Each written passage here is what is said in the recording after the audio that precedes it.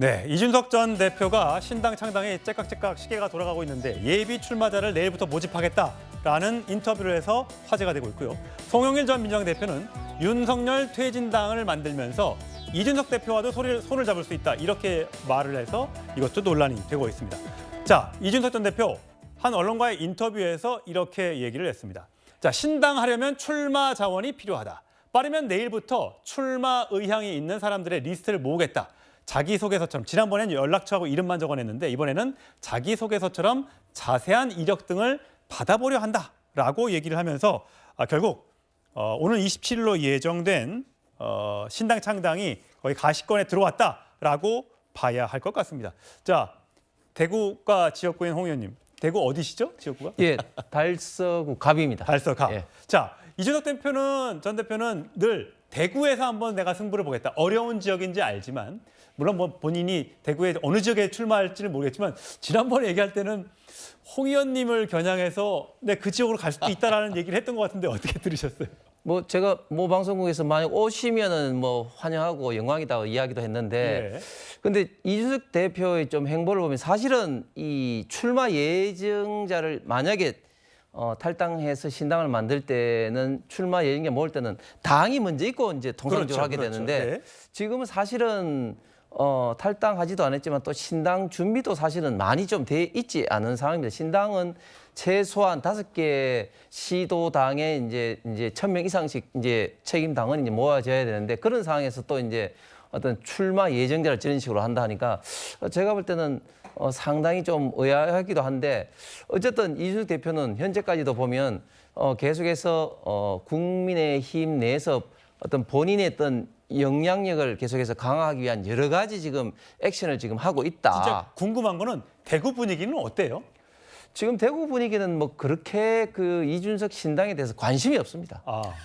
왜냐하면 대구는 잘 아시는 것처럼 저는 이제 문화적 코드가 나라, 의리, 예절 중시하는 그런 어떤 지역이라고 몇 번을 말씀드렸는데 지금 대통령 윤석열 정부가 대한민국을 위해서 열심히 하기를 가장 강력하게 바라고 있는 지역이고 그것이 여론조사상으로 뭐 일부는 약간은 좀 하락한 경향이 있지만 여전히 좀 가장 높게 나타나고 있는 지역인데 이런 어떤 지역에서 현재 어떤 윤석열 정부를 흔드는 이런 어떤 새로운 어떤 신당 출현 이런 것은 결코 지금 지역에서는 바라지 않고 있는 그런 상황입니다. 예, 뭐 지난달 23일에 벌써 5만 명 정도 됐을 것이라고 했으니까 신당에 참여하는 인원들은 더 많을 수 있다는 분석은 나옵니다. 자, 과연 그러면 이준석 신당에 대한 국민들의 반응은 어떤지 여론조사 결과를 보면 지지 의향이 있다가 15.8, 지지 의향 없음이 61.8 이렇게 나왔습니다. 어디에 방점을 두느냐에 따라서 뭐 67석에서 많게는 10석까지 없다니까 뭐 20석은 턱도 없이 부족할 것이다 라고 또 비판하는 사람들도 있을 텐데 과연 어떤 결정을 할지 신당은 언제 출범하게 될지 관심이 많은데 자, 이준석 전 대표가 라디오 프로에 나와서 이렇게 얘기한 적이 있습니다. 들어보시겠습니다. 저는 선거 이기는 게 제 굉장히 목표 중에 하나거든요. 예. 그렇기 때문에 뭐 선거 지휘하는 것도 전 재밌어 하고요. 제가 만약에 내일 만약 제가 어떤 일을 해가지고 그런 역할을 맡게 된다면 정권을 맡게 된다면은 저는 한 110석, 120석 할 자신 있어요.